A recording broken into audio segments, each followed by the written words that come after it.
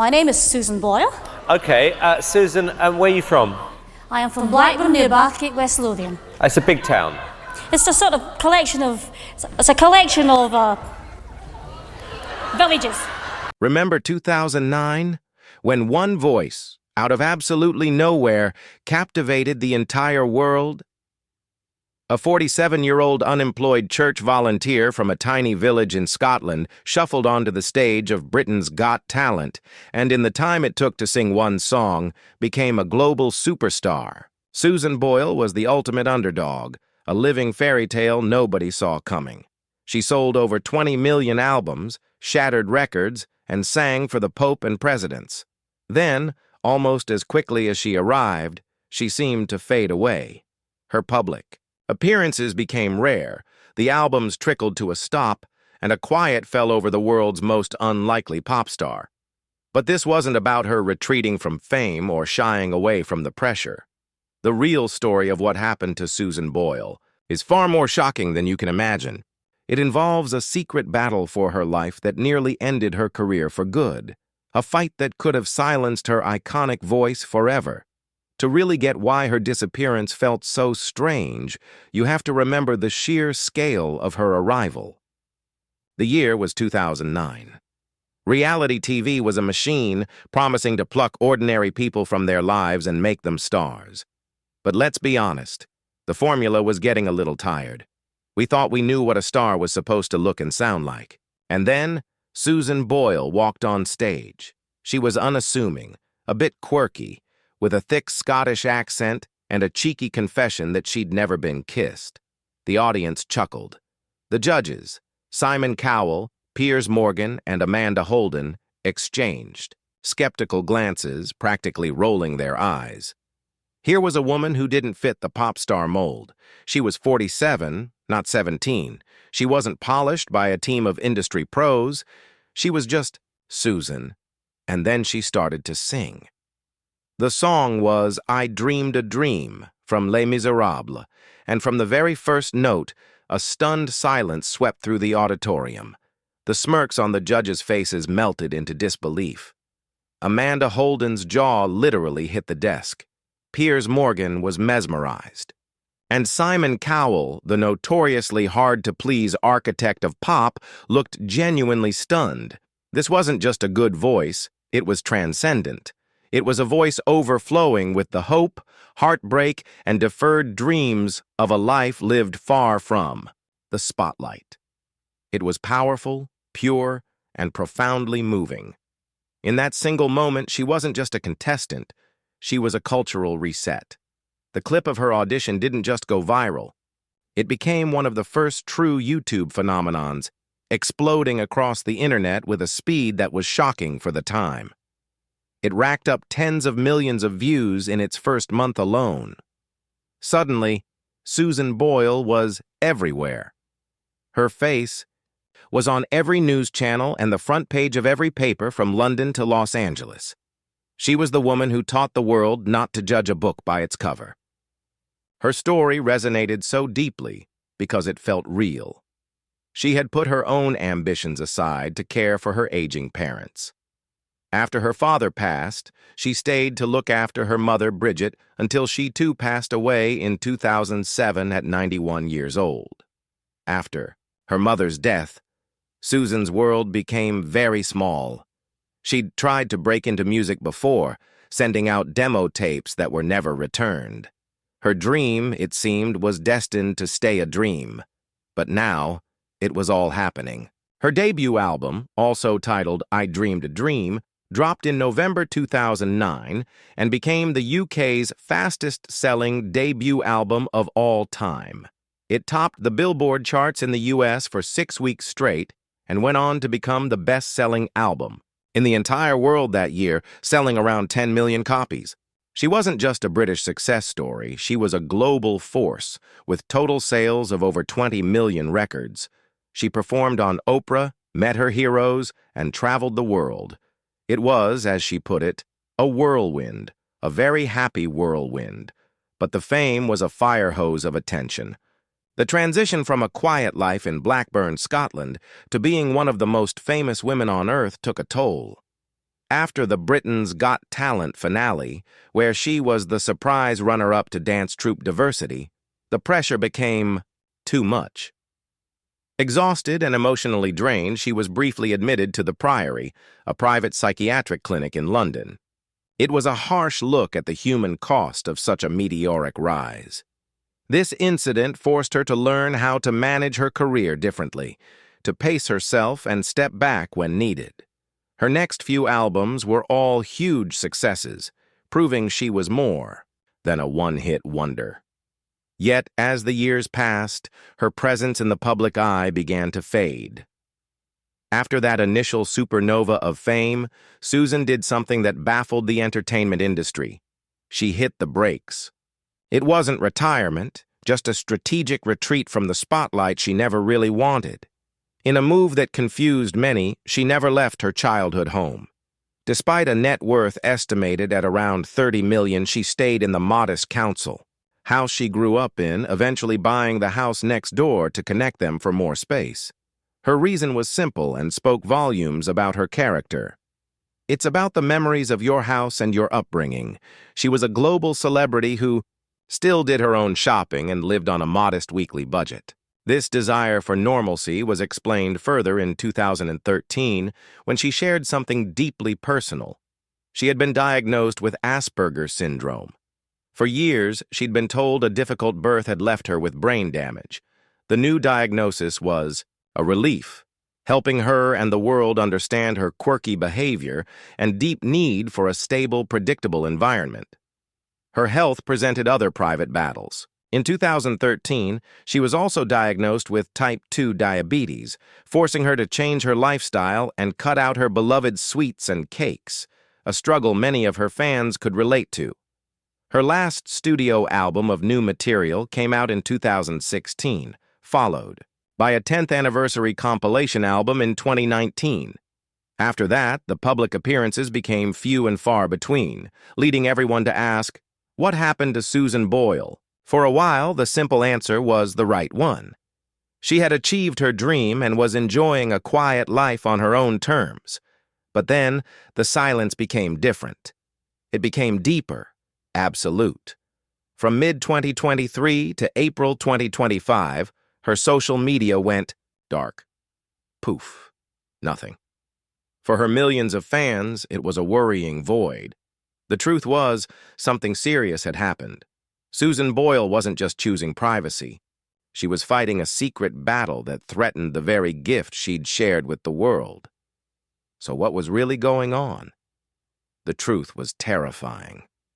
In April 2022, while living her quiet life away from the cameras, disaster struck.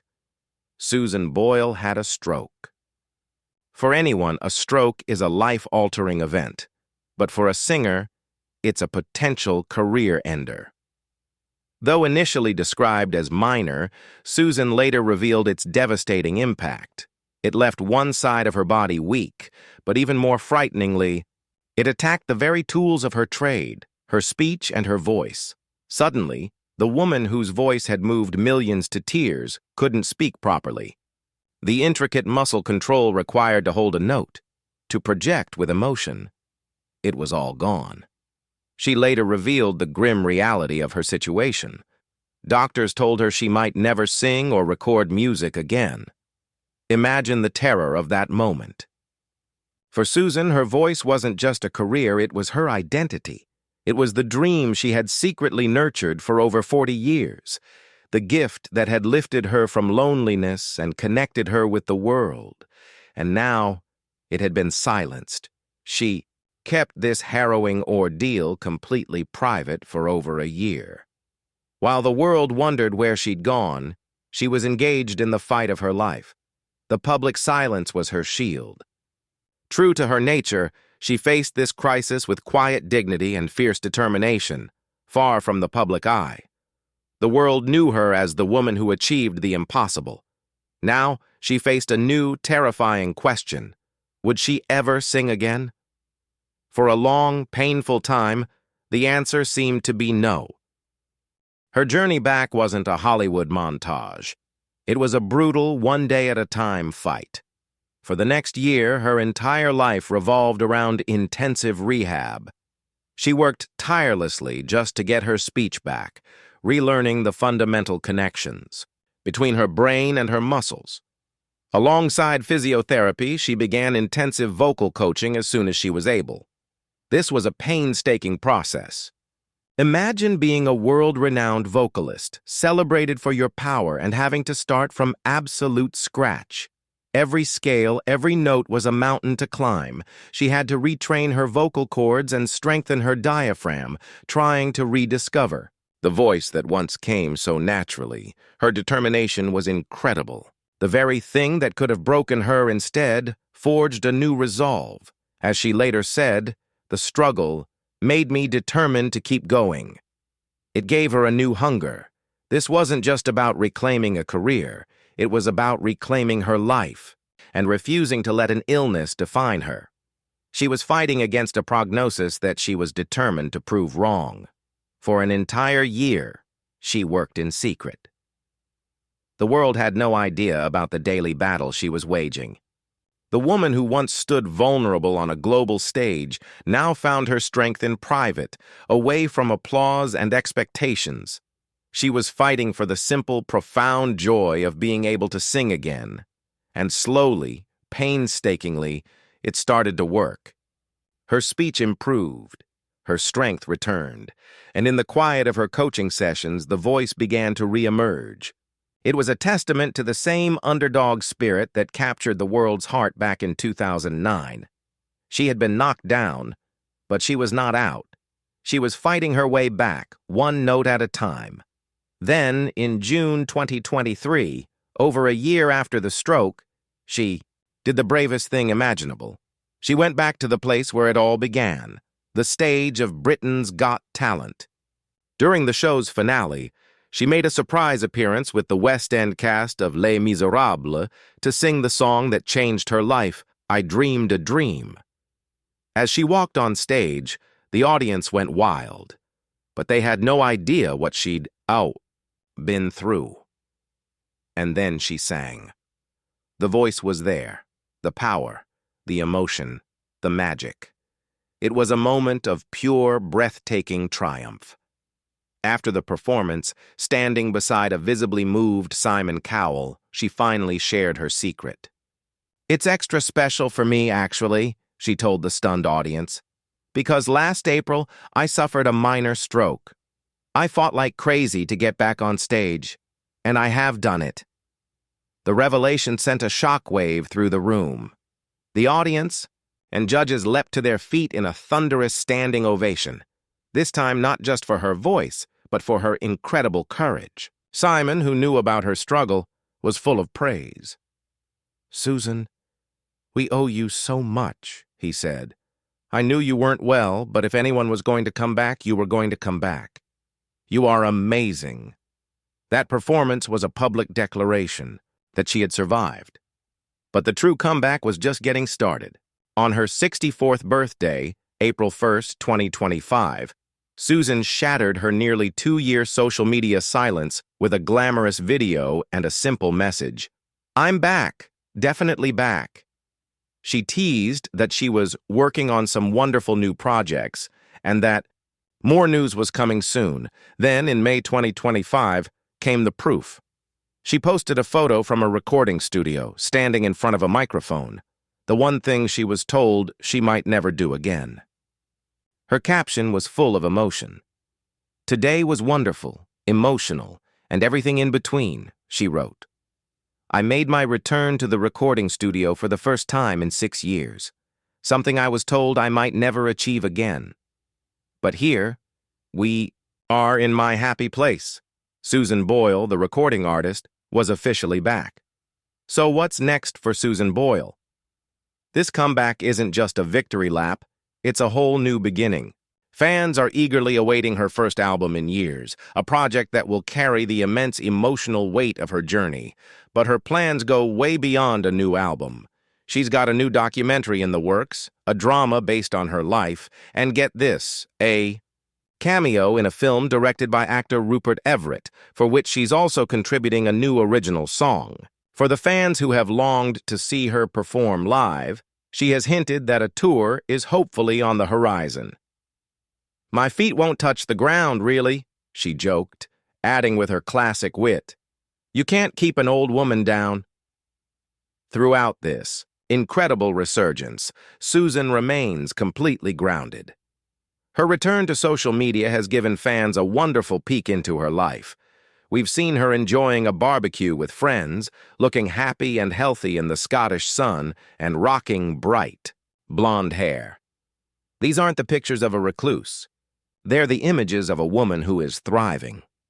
Her story has always been one of resilience, but this latest chapter is its most powerful yet.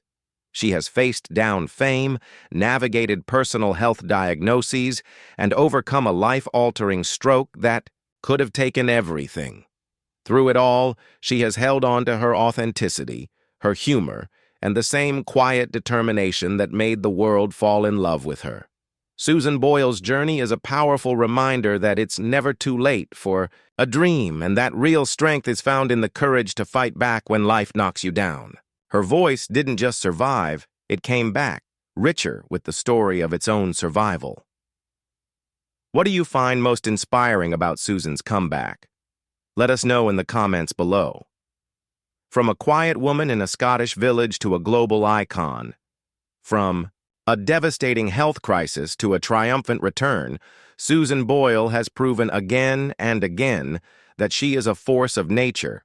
Her dream wasn't just a fleeting TV moment, it is a lifelong story of hope and perseverance. And the most exciting part? The next chapter is just beginning.